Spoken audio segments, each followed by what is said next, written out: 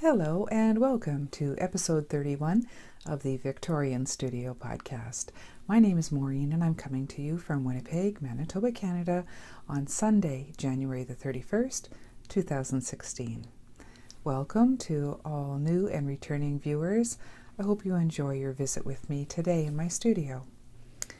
Well, I wanted to thank all of the people who have been in contact in the last couple of weeks, both with private messages on Rav and messages on Instagram and through YouTube, commenting on the past episodes.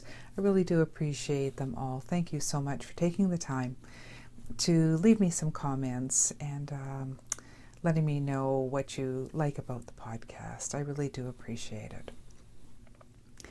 Well, it's been a very exciting couple of weeks here in my studio.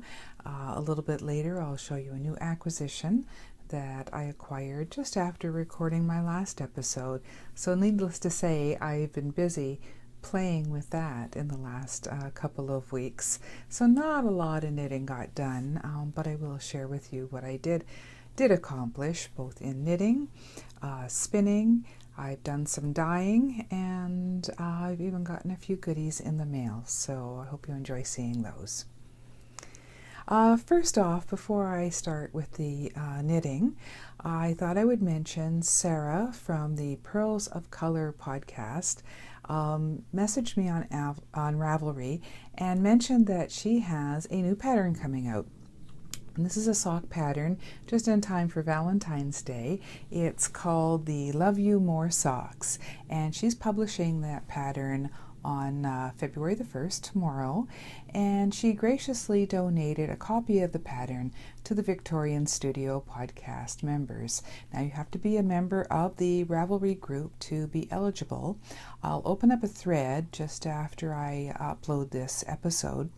And what I'd like you to do is just head over to Sarah's Ravelry shop and take a look at what she has there. She has both free and paid patterns in her shop. And why don't you just let me know what's your favorite pattern of hers to be eligible to win a copy of the Love You More socks. They're very cute. They have X's and O's on them. And I will draw for a winner my next episode, which is going to be recorded on Valentine's Day on the 14th, so I won't upload it till the 15th. So if you want to make these socks in time for Valentine's Day, head over to her shop after tomorrow, and if you enter the code VDAY16, that's VDAY16, she has a coupon code for $1 off her pattern. So head over there if you'd like to make those socks in time for Valentine's Day. Otherwise, enter the drawing that I will post tomorrow, and you can get a free copy of her pattern. So thank you so much, Sarah. It's very generous of you to donate once again to our podcast. So let's see, knitting. As I mentioned, because I was playing with a new toy this week, didn't get a whole lot of knitting done, but I did finish one item. And that is my Christmas Eve cast-on socks. These are the socks that I made for the Little Bobbins Knits Christmas Eve cast on. So I did start these on December the 24th. And I finished them yesterday, so I'm very pleased. I used West Yorkshire Spinners Hollyberry yarn for these, and it's just my regular vanilla pattern with the 2x2 rib, just a stockinette, body and foot, or leg and foot, and slip stitch heel and Kitchener toes. So I'm very pleased with how those turned out. They're actually pretty similar. I was able to match them up pretty well, so I'm very pleased with that. I'll just show you the yarn.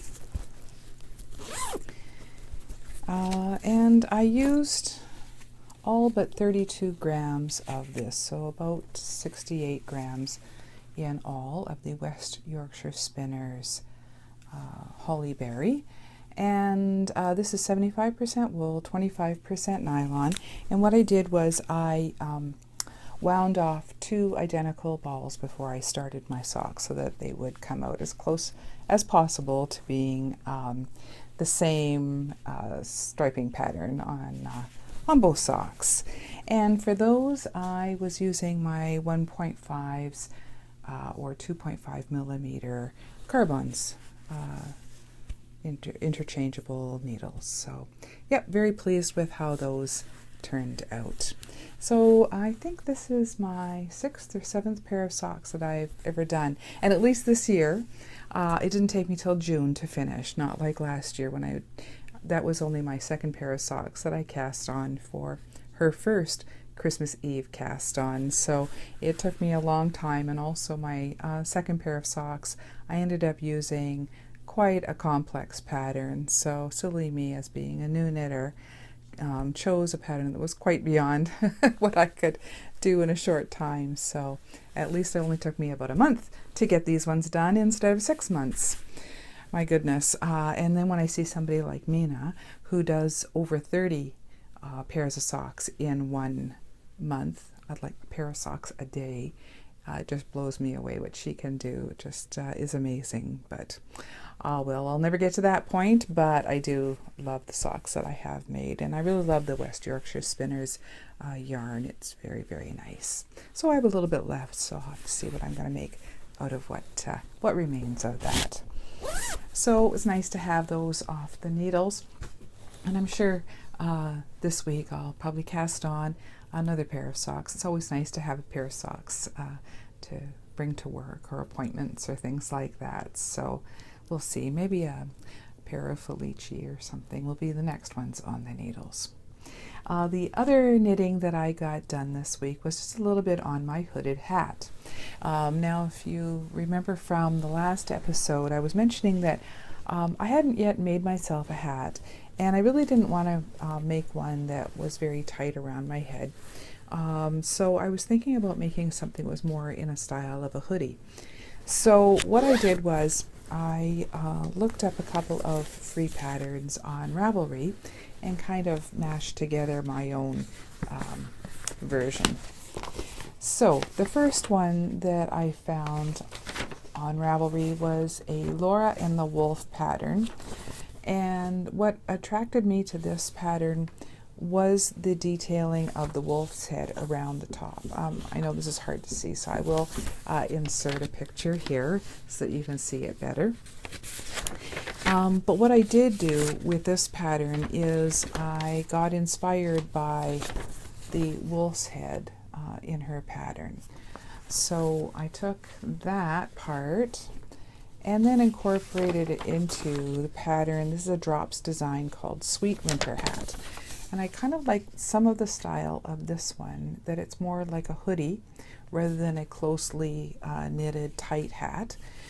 But I didn't want to have such a large peak at the top, so I changed that up a bit. So on this one, at least it got me started, and that's where I did my own design for my own wolf for my hat.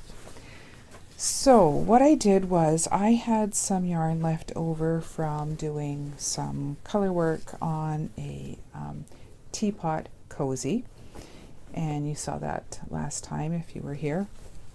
If you haven't seen it, you can go to my projects page and I have it listed there. But I had some leftover loops and threads undyed wool in 4 different shades, and this is the natural brown. They call this color gray. Okay, try to hold all of these together. And lastly, cream. So all 4 of these colors I wanted to use again because they go so nicely together, and I thought I would try my hand at making a color work hooded style hat.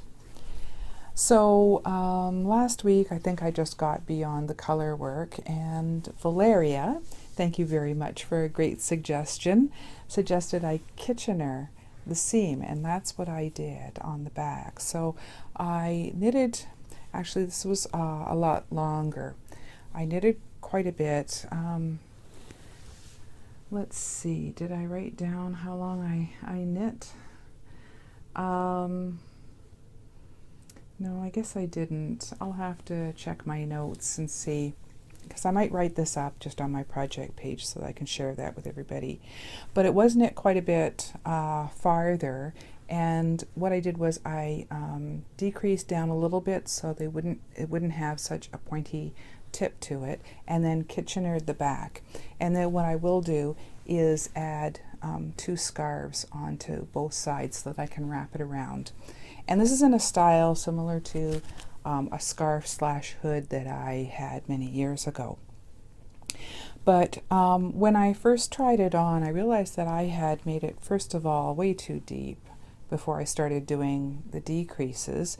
And the second thing I didn't like was that I did the color work much too closely to the front. So when I had it on, you could see around the side of my face the back of the color work, which, if you've ever done color work, you know isn't the prettiest. So I came up with a solution last night that kind of solved both problems at once. What I did was I folded what I had done and tacked it down in behind. So now the inside of the hat is nice and neat, and it's also a better length. So all I did was I just folded it like a zigzag and then tacked it down along the inside to cover that color work back, and it also makes it nice and thick to make it nice and warm. And then I tacked along the top. So that, I think, solved both problems at once. And what I had done before I had come up with that solution, I had started on the actual scarf part of the hat. What I did was I had picked up some stitches along each side, and I was just going to use this natural color and just make the scarves. But I didn't like the way that the color work panel wasn't really continuing down the scarves. It looked kind of funny just being a plain natural color. So what I did was I tore that out, did the zigzag and tacked it down, and then I'm going to redo the scarves. But what I'm going to do is I was knitting this way back and forth because I had picked up the stitches. It was in the opposite direction to where the stitches were this way. This time I'm going to make the scarf separately, and then I'll tack it on both sides at the end. But what I'm going to do is follow the same design with the garter edge, and then I'm going to do a panel of just the white and brown colors, the white background and brown stripes. And I'm not going to do the actual wolves, but I'm going to continue that stripe down each side, and I think that will look a lot better. So I'm quite pleased with how it's coming out so far, and this will block out a little bit more, but I'm really pleased with it. Will be nice and loose around my face, but with the scarf wrapped around, I think it will look really nice. So yeah, I'm pretty pleased with that project. So I got a lot more knitting done than it shows, because I'm probably ripped out about a good foot or so of the scarf section because I just wasn't pleased with it. So I'll work on that some more this week, I'm sure. Now for that, I am using US number 9s or 5.5 millimeter needles, and those are my dreams that I'm using for this project. So, and even though we've got some nice weather the last few weeks, I know it's going to get cold again in February, so hopefully I still have time to get this project finished for this winter. So that's about all the knitting I got done in the last 2 weeks, believe it or not. Didn't even touch my Roosevelt cardigan, unfortunately, but I have a good reason why I didn't pick up the needles as much as I wanted to in the last little while, and I'll show you that coming up. Before I do that, though, I did have a viewer ask me about the Turkish spindles that I've shown previously, and I'll just show you again here. This is the first Turkish spindle that I got when daughter and I took our first spindling class back about a year and a half ago. And then the next time we went to the Manitoba Fiber Festival, I got a larger Turkish spindle. So I still have been using these, and as I've shown before, I'm working on some Generations Fiberworks beautiful green fiber. I hope to get done for March to do something special for St. Patrick's Day. But what this viewer was asking was, first of all, she asked if I could demonstrate how I do my spindling, and I'm not a professional or very good by far. I think I mentioned to her that there's a lot of YouTube videos and a lot of other podcasters that do spindling much better than I, because I basically do a lot of park and draft even with my spindling. But what I can show is something that she asked about, is how to take the yarn off of a Turkish spindle. This is the fiber that I've been using, the Generations Fiberworks. Beautiful. This is some merino. And so what I do, first of all, just to kind of review, I got this fiber in a braid. So what I do is I usually pull off a section, and then I pre-draft quite a bit. So this is a smaller section that I pulled off, and I split it down, and then I'll pre-draft it quite a bit so that I can easily spin that on my Turkish spindle. So that's how I get it on. And then when I've got a full cop like this one, this is what I did was, before I started, I split actually the fiber in half. So I knew I wanted to do a 2-ply. So this is half of the fiber braid, and it's already been taken off my large Turkish spindle. And now I'm working on my second half. And so if this was all finished up and complete, what I would do is I would just finish wrapping it around. And there is a way to wrap that's proper. I'm not very neat. There's some people that get beautiful designs. I get that in the beginning, but as I go, it just ends up getting a little more messy. But I'm not too concerned with that. But you go over 1, under 2, over 1, under 2. No, over 2, under 1, over 2, under 1. So when you're finished doing your spindling, you just take this center section out. And there's 2 arms on a Turkish spindle. One will always be thinner and one is thicker. And the thinner one is actually put in between a slot, goes through a slot of the larger one. So you take out the smaller one, and then you can take out the larger one, and then you're left with just your yarn. And that is a perfect way to ply your yarn, because not only do you have the end on the outside, is you also have a center pull ball, because you can find the yarn that you started with. So plying from these is just so easy and a lot of fun to work with. So, and it's nice that it's pretty portable project as well. So yeah, that's how I use my Turkish spindles. They're a lot of fun to use, but something came into my life this past couple of weeks that's kind of usurped my Turkish spindles. And if you were here at the last episode, you'll recall that I was mentioning one day I wanted to get myself my own spinning wheel, and as fate would have it, everything aligned perfectly. And just a day after I posted my last episode, I found my spinning wheel, and here's a picture of it here. It's just beautiful, and it fits so well into my Victorian studio.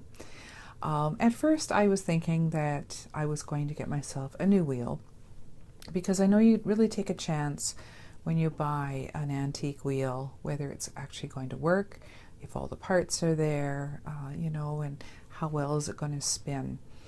But I was very, very lucky. I was at work on Tuesday, just starting lunch, and I thought I would start watching a podcast. But then I don't know why, I just thought I'll check Kijiji and see if any spinning wheels have, come up in the last little while, because I hadn't checked for a few weeks. And as fate would have it, just hours before I checked, sure enough, there was a spinning wheel on Kijiji, Winnipeg. And it looked like it was one of many things that an older couple were selling from their home, antiques that they were getting rid of.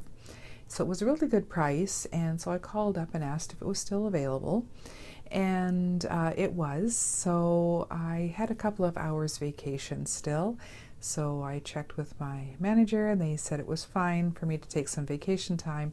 And so that afternoon I sped over to this beautiful big house out in a huge yard, and rang the doorbell, and sure enough they had the spinning wheel sitting at the front door there waiting for me. So now, before I went over there, and I had seen this video before, but I did a review of a video that's on YouTube, and I'll link that in my show notes. It's I think it's entitled something like "Should You Buy This Old Spinning Wheel" or something like that. What to look for when you're wanting to buy an antique or vintage wheel.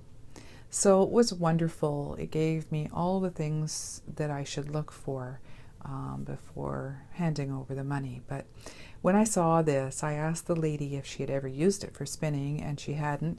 They had been using it as a decoration, so I wanted to make sure it was an actual working wheel. There are many out there that are just designed as decoration only. Some people who aren't spinners don't really know the difference and try to sell decoration only spinning wheels as real working spinning wheels. So when I got there, I knew what to look for, and I was thrilled to see it was a tilt tension wheel. Now, with the older wheels, there's a screw tension where you move the working part of the spinning area back and forth with a knob that screws. And what this one is, it's a tilt tension. So the bobbin and the flyer are actually on a part called the mother of all, and with a screw head, you tension it back and forth to tighten or loosen the tension from the drive wheel. So that was interesting, and I noticed that it was all cast iron parts, had a cast iron treadle, so it indeed looked old. But I didn't know enough about antique wheels to know exactly who the maker was or what. So I saw that the bobbin and the flyer were both there. They both spun independently, very free. The leathers were in fact leather. The drive wheel looked like it was in good shape. It didn't wobble, and it lined up very well. So it was such a good price that I put down my money right away and brought it home that afternoon. And when I brought it home, I of course put it on Instagram, and got some very wonderful responses, and people saying, well, it's a CPW, and that's short for Canadian Production Wheel. Now, these wheels were made from the mid-1800s to the early 1900s, and they're mostly made in Quebec. And Manitoba has a very large French population, so it's not surprising that we have quite a few of these wheels. And it was just in such beautiful condition.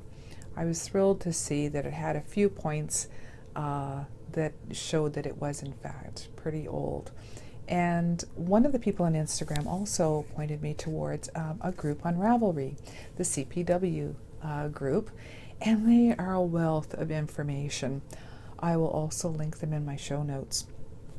There's an antique wheel group, but these ones are in particular either lovers or owners or restorers of Canadian production wheels, because they are a very specific group of antique spinning wheels. They are a wealth of information, and I've learned so much in the last 2 weeks about these wheels and how to use it, how to take care of it, and I was just thrilled that within a couple of days I was actually spinning on it. I gave it a good oiling because it hadn't been used in so long. It's only been used as a decorator piece, but I was just thrilled that I was able to find something so wonderful. Very, very, very lucky. And the ladies on the CPW forum informed me that most of it, at least, is a Lawrence wheel. Now, it's very regular for an older wheel not to have all its original parts.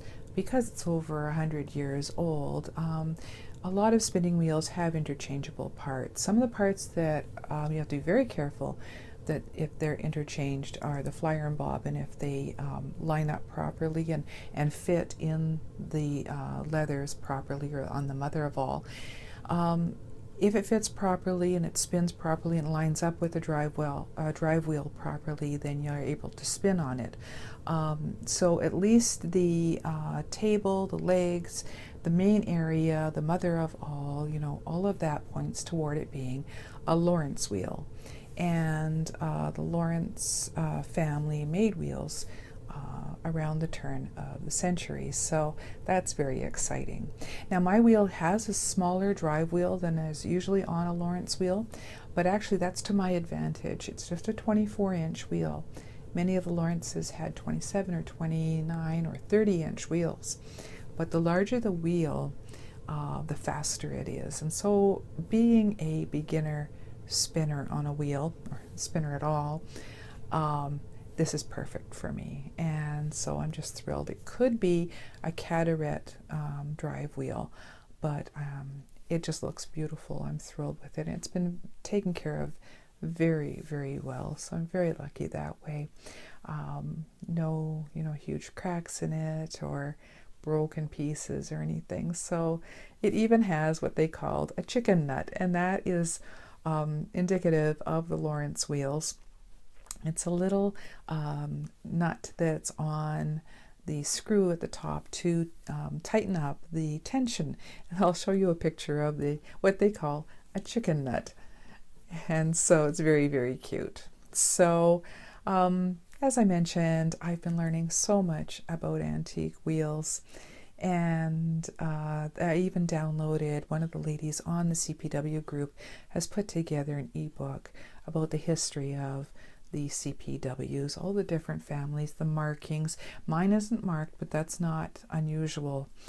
Over the years, either they get sanded off when they get refinished, painted over. Sometimes they aren't even marked in the beginning, in the production.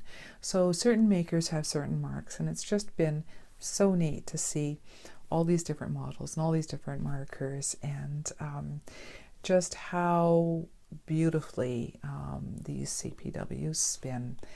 So it was quite funny to get to see me getting used to this. A few people that have spinning tutorials online, they say the first week or so you should just learn to treadle. And so me being impatient, I did it in a couple of days. I would just treadle the wheel. I would be doing knitting or other things, watching podcasts, and I'd just be practicing my treadling and getting used and building up that muscle memory so that I don't have to think about treadling while I'm actually using my hands to draft and spin. So what I did though was I did do a short video of me using the wheel, doing my first full skein, and at that point, that was my first real full bobbin that I did. I pre-drafted all of the merino wool that I had because I hadn't yet got the coordination down of treadling and pulling out and drafting the wool as I was spinning. So at the very end of my podcast, I'll add that video in there. You can laugh at it. Just ignore all the slubs and things like that. But it was my first attempt, but it was so much fun. And it's so relaxing, just the movement of the treadling and being able to just make yarn so quickly. I'm surprised how fast it is compared to doing a Turkish spindle, where it takes quite a long time to actually, well, at least it does me, I'm sure there's lots of people that are faster drop spindlers than I am, but having the wheel is just light years beyond what I could do on a drop spindle. So another thing that I learned when I was perusing the CPW group is it's tradition for new spinning wheel owners to name their wheels. Now, I usually don't name things. I don't have a name for my car or things like that, but I know a lot of people do. But I thought, this spinning wheel, it's an antique. It deserves something special to be called. So it's a French wheel. It's from Quebec, and it was made by this Lawrence family, and it's Laurence, not the W, but it's like St. Lawrence, but a U instead of the W. I thought, no, I don't want to name it Lawrence, and I don't want to name it Larry. And is it male or female? People, they get a feel of it after a while. So what I did was I looked online. I had posted our family tree online a few years back.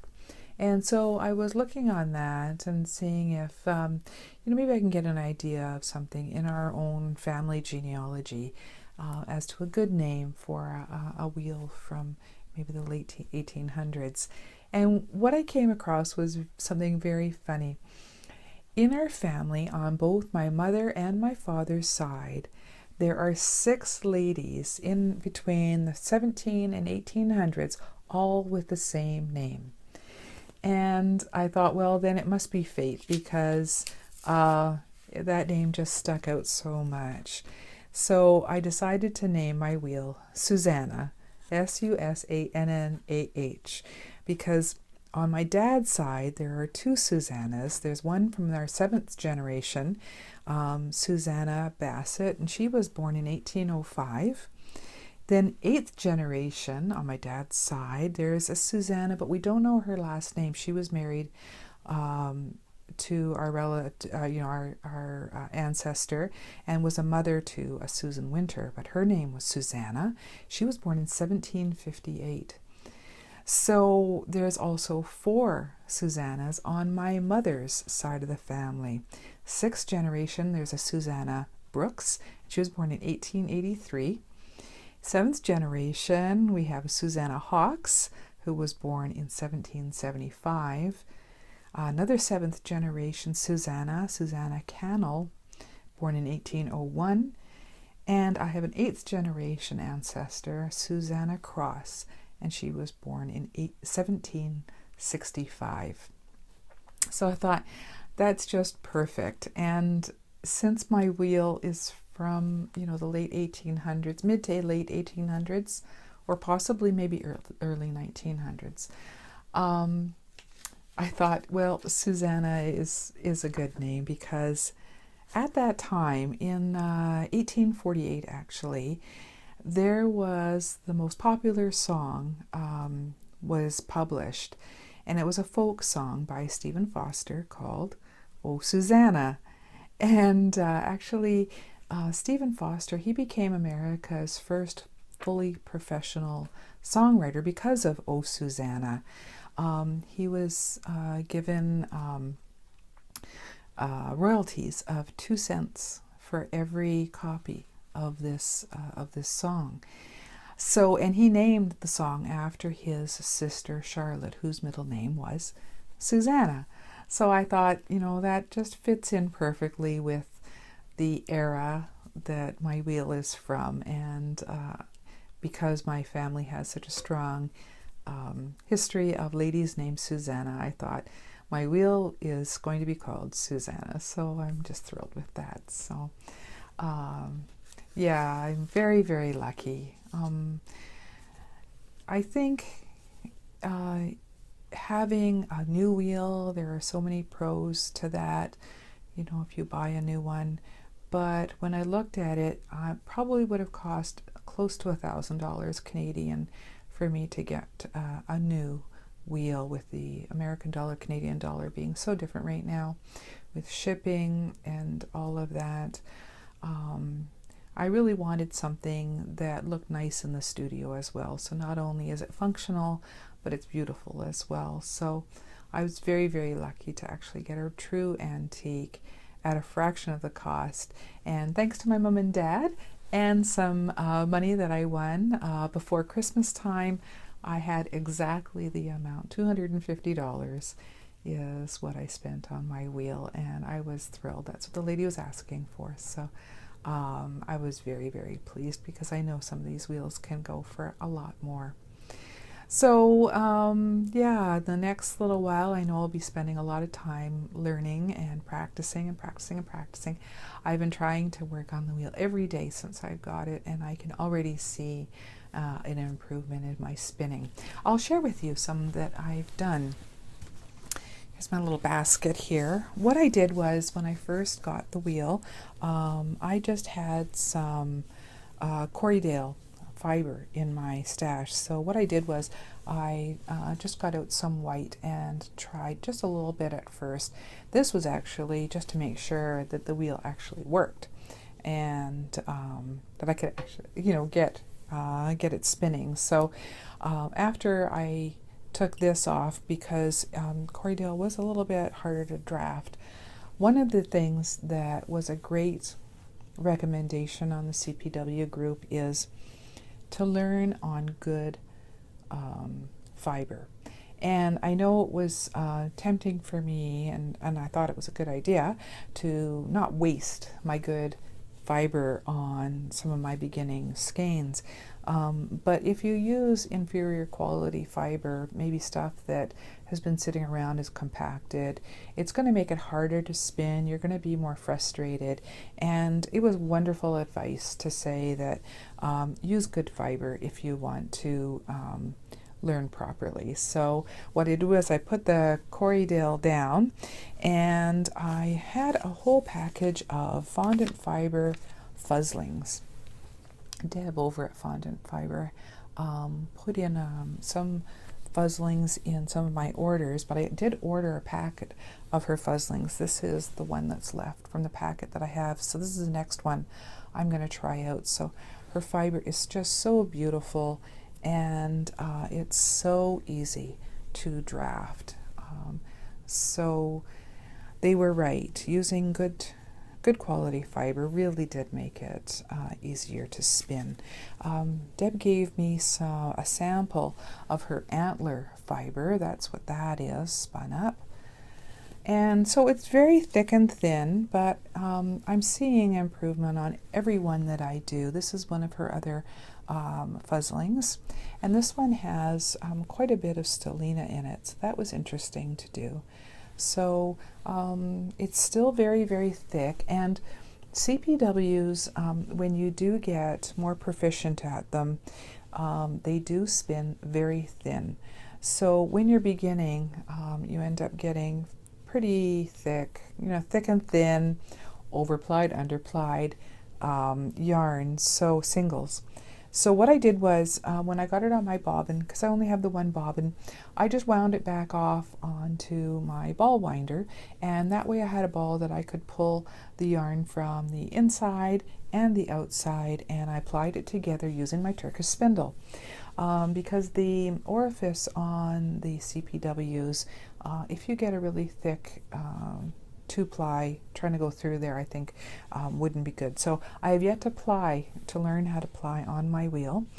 So that's something I'm looking forward to doing, but I have to get better at making thinner singles first before I attempt that. So what I've been doing for these is doing singles on the wheel and then plying on my Turkish spindles. So again, this is another Fondant Fiber fuzzling. Beautiful colors. I love these, with the bright colors and lots of blacks. So, and so after I did a few fuzzlings, I did do one large braid, and it's very, very thick wool, but it came out so nice and squishy.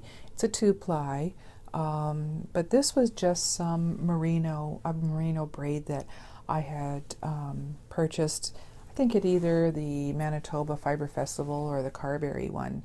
And so it was only, it was less than 4 ounces. So I got just under 100 yards. So I think this will make a nice cowl or something squishy. But as my first full braid on my new wheel, I'm pretty pleased with that. It's so much fun to see it worked up. So yeah, I'm looking forward to practicing more and getting a lot more spinning done. So in the future episodes, you'll see much more spinning. So I hope you enjoyed that. And I hope that I've maybe inspired somebody else to take the leap and look for maybe some of these antique wheels. They're just so beautiful, and sometimes it's such a shame to see that they're relegated to just sitting with a plant sitting on them and not being used. It was so wonderful to get a drive band put on there, and it's just crochet cotton on a drive band. It's a double drive, so that means the cotton goes around the drive wheel and the whirl and bobbin twice, and it works beautifully. And it's just so nice to think that I'm using something that was used 100 years ago to make yarn. It's really very special, and yeah, it just fits in perfectly with my Victorian studio. So very, very lucky. So other than spinning, the last thing that I wanted to share with you is some dyeing. Well, before I show you some things that arrived in the mail, but one of the things related to dyeing that did come in the mail is some new dye colors. And so last weekend, because it was a non-podcast recording weekend, I spent my Saturday doing some more yarn, and on that Friday, my last package from Australia arrived with my second order of dyes, landscape dyes. So I'll share those with you. Let's see.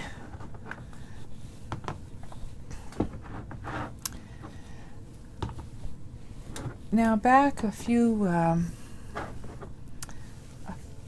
weeks ago, when I started dyeing, let's see, daughter and I went to the Manitoba Fiber Festival in early October, so I put my first order in with Landscapes dyes the following week. So I guess it was in November that I got my first set of 8 dyes from Landscapes. It's from Rainbow Wools, and I'll put a link in my show notes. And they're a company in Australia, and because the Australian dollar is pretty much on par with Canada, it was worth it for me to get it from there. And I had started out with the first 8 colors as being mostly primaries and a brown and a black. And what I did was, for this order, I wanted to get more pinks and plums and violets and that kind of thing, and because I had in my first order gotten the teals and turquoises, so I thought that branching out a little bit would be nice. So now Landscapes dyes, they have 2 kind of styles of colors that they have charts of, and one is their original set, and I think there's like about 30 or so colors in there, and then they came out with a set of colors called Elements, and it's based on nature, elements in nature, so they're a little more subdued pastel colors. So I got 2 from that collection as well. So the first ones that I got from the originals collection, this beautiful bright pink, and it's called Gala. And I actually used this one last weekend. I also got Cyclamen,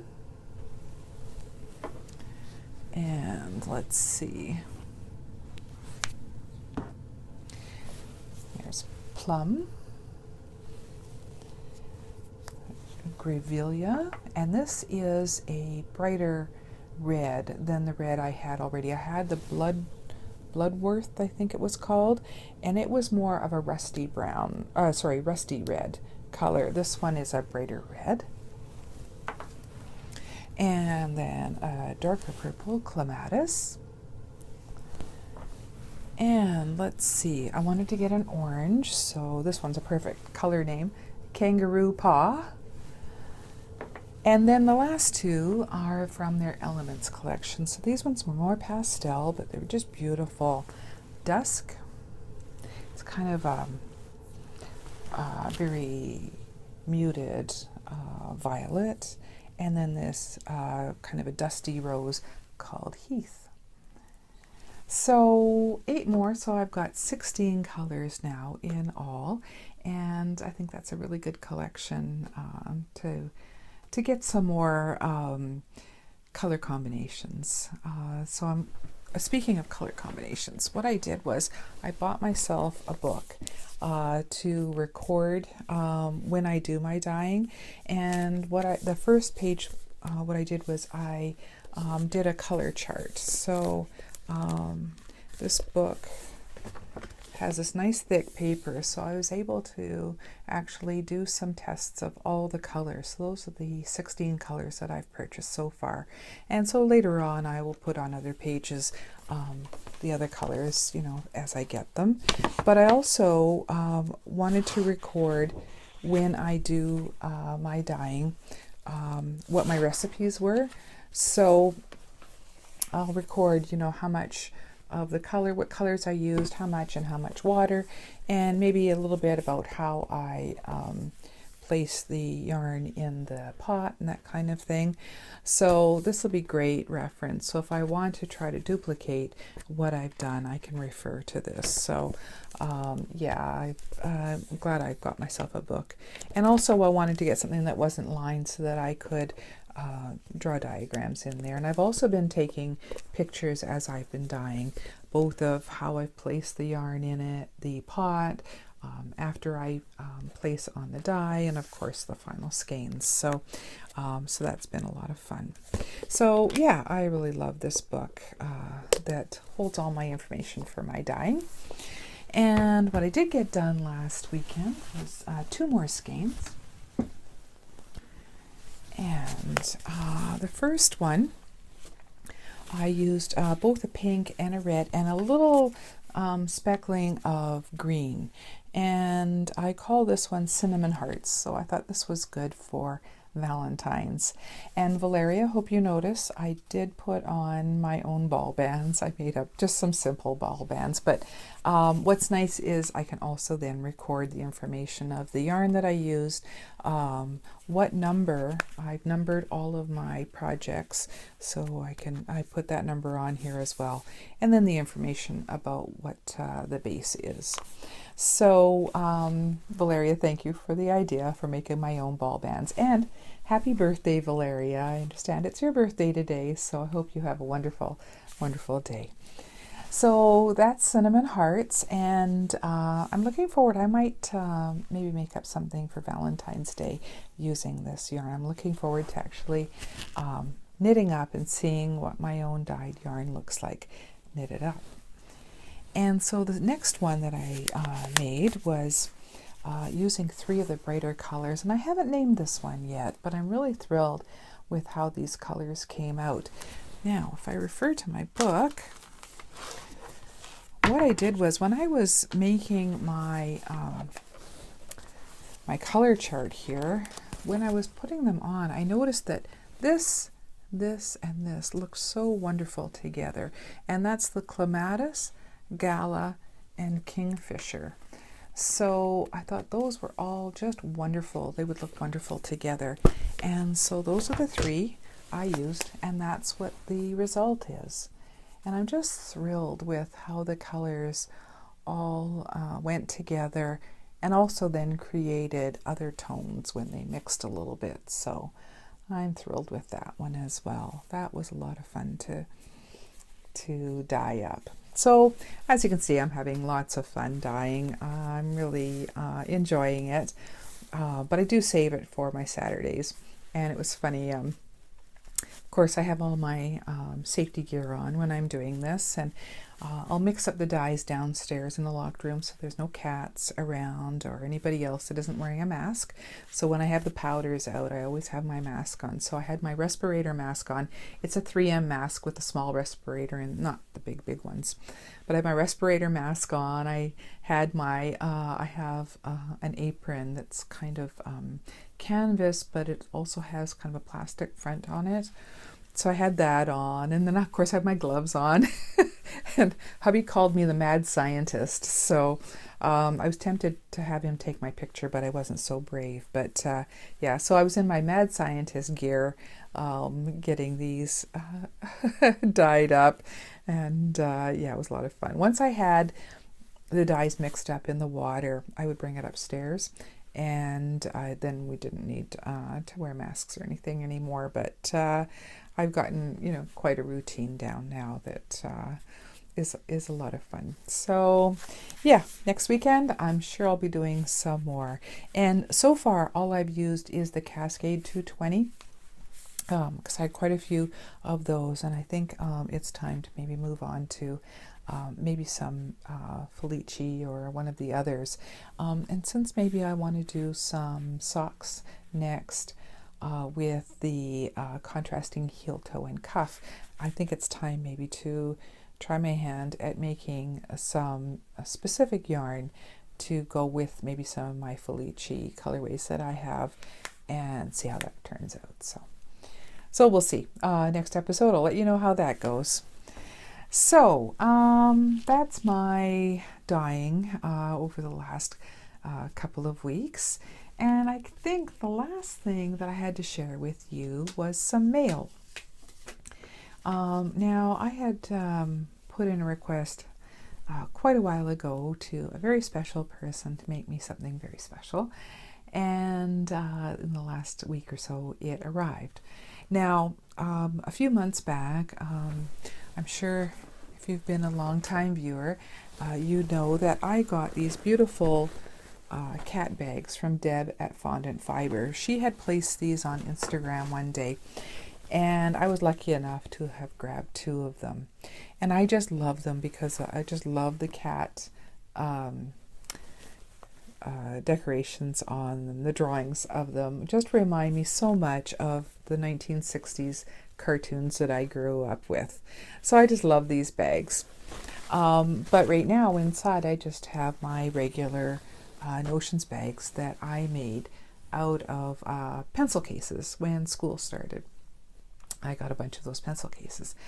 But I was watching Mina from the ExPat, the knitting ExPat, and she was on one of her many trips to New York City one day, and she was mentioning how she had gone to a fabric store, and she was showing fabrics that she had picked up in New York.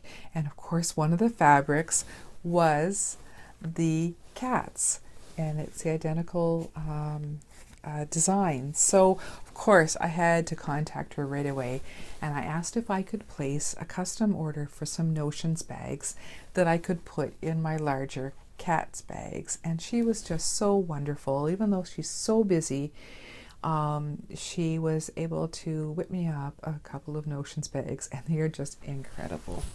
So Mina's so sweet.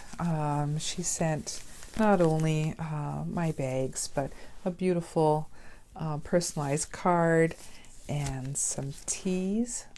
And there's this one tea, looks like it's from, she lives in Bahrain, so it looks like it's a Middle Eastern tea, so that will be very interesting to see. So I am looking forward to trying those out. Thank you so much, Mina. And here are the Notions bags she made me. And of course, Mina Makes, she's had project bags. She makes project bags for a while, and they're just such incredible quality. I was just thrilled that I actually have now my very own Mina Makes bags, and they'll just be wonderful inside each of my larger cats bags. So it's a truly international set. I got the larger bags from Deb at Fondant Fiber, who's in the UK. The material for Mina's is from New York in the US, and she made them for me in Bahrain in the Middle East. So a really international set. Now, not only does she make these little Notions bags, she actually boxes the bottoms of them. That's the first I've seen. Usually they're just, sewn flat. And so that's wonderful. But also, Mina has the most perfect inside material, if you can see that. Their paws. So they're just wonderful. The attention to detail that she puts into all of her stuff is just amazing.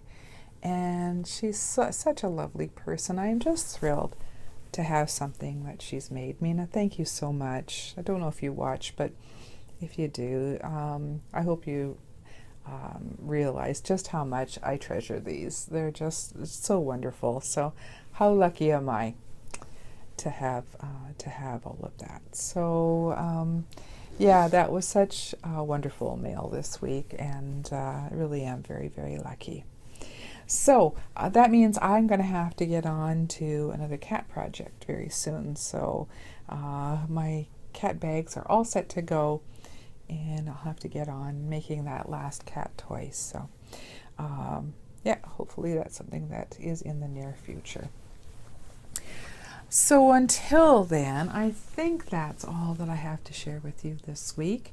As I mentioned before, I'll end the episode with just a short clip of my spinning attempts, my first full attempt at spinning on my new spinning wheel, Susannah.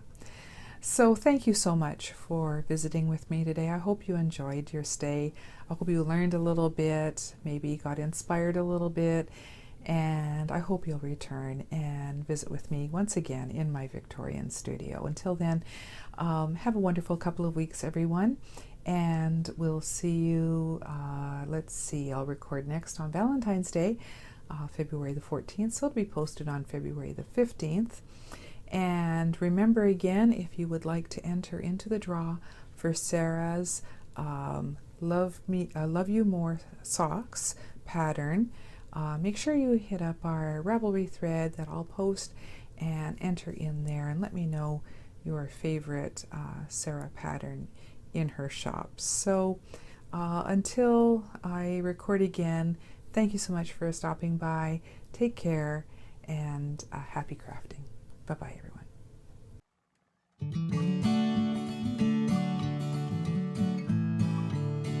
Oh, I come from Alabama with my banjo on my knee, and I'm going to Louisiana, my true love for to see. Oh, Susannah, now don't you cry for me, for I come from Alabama with my banjo on my knee.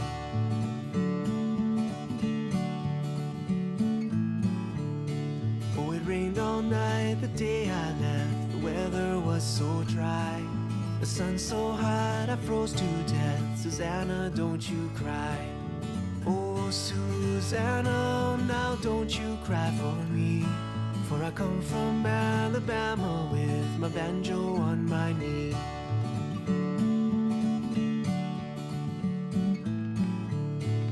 I had a dream the other night when everything was still. I thought I saw Susannah coming down the hill. Oh, Susannah, now don't you cry for me, for I come from Alabama with my banjo on my knee.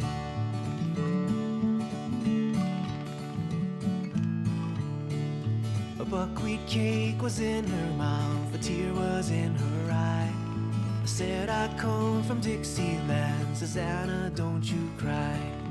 Oh, Susannah, now don't you cry for me, for I come from Alabama with my banjo on my knee.